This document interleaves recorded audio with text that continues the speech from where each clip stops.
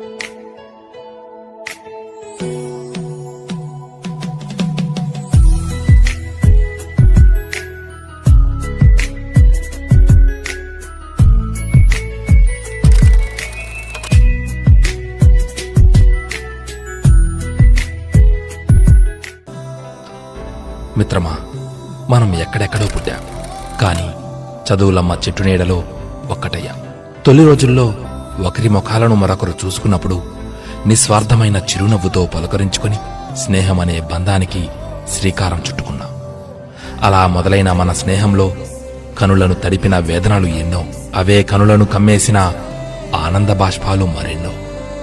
ఇన్నాళ్ల మన నవ్వులు, అల్లర్లు, చిన్ని చిన్ని గొడవలకు, ఏడుపులు, పెడబొబ్బలకు సాక్ష్యాలుగా నిలిచిన తరగతి 4 గోడలు ఇప్పుడు ఏంటి మిత్రమా, మమ్మల్ని విడిచి వెళ్ళిపోతావా అని దిగాలుగా ప్రశ్నిస్తున్నట్టు, ఇంతకాలం నన్ను చూసి చూసి విసిగొచ్చి వెళ్ళిపోతున్నావా అంటూ తరగతి బోర్డు ఆవేదనతో చూస్తున్నట్టు, అంతకాలం మన భారాన్ని మోస్తూ అలసినప్పుడు నా మీద నిదురపో అని కమ్మని కలలను అందించిన తరగతి బెంచీలు నా అవసరం తీరిపోయిందని ఇక విడిచి వెళ్ళిపోతావా అని నిలదీస్తున్నట్టుంది.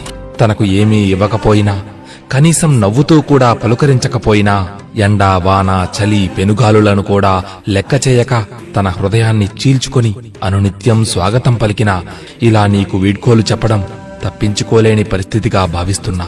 కాని మళ్లీ నువ్వు వస్తావని నా హృదయాన్ని ఇలాగే తెరచి ఉంచుతాను అని కన్నీరు కారుస్తున్నట్టు, ఆవేశంలో అపార్థాలు చేసుకుని దూరమై మళ్లీ దగ్గరై నిజమైన స్నేహంలోని మధురిమలు చూసిన మనమంతా ఇలా మళ్లీ కలిసి చదువుకునే రోజులు తిరిగి రావని తలచుకుంటే తెలియని వేదన. ఏంటి ఈ జీవితం, ఇంతకాలం లేనిది ఏమిటి నేడు ఈ బాధ?